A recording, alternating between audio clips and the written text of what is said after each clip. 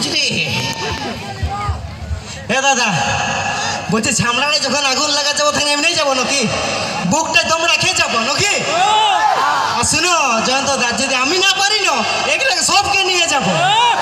কি আরে তো এগুলাকে নিয়ে যাবো না, বুঝছো?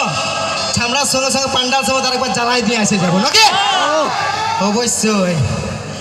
আর একটা জিনিস শুনে লাও, কালকে আমার একটা কাকাই বলছে আর যদি বলছে বিহাটা মন্দিরে করে হলে কি করবে? তাই বলছি শোনো কাকা, যদি বিহাটা ঘরে করে তো ছামড়ায় আগুন জ্বালাই দিয়ে এসে যাবো, আর যদি মন্দিরে করে তো সারা বহু সমেত কইনা সমেত বর সমেত সব উঠাই নিয়ে আসি যাবো নাকি? তো চাপ লিও না, আরো আসছি একবার ঘুরে কিছুক্ষণ পরে। আমি হলে জীবনটা যদি মন্দিরে বিয়া হইতো তাহলে পণ্ডিতটাকে বেশি পয়সা দিয়ে নিয়ে ডিভোর্সের মন্ত্র বলাই নিতি নাকি?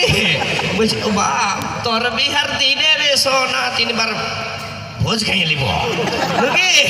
বলছি গো বিড়ি ছেলের জন্য কাইতে যাব, দরকার নাই।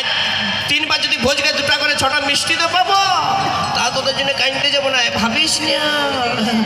যা তো যাই হোক, চলো নিয়ে আসবো এখন ডুয়েট কণ্ঠে গান।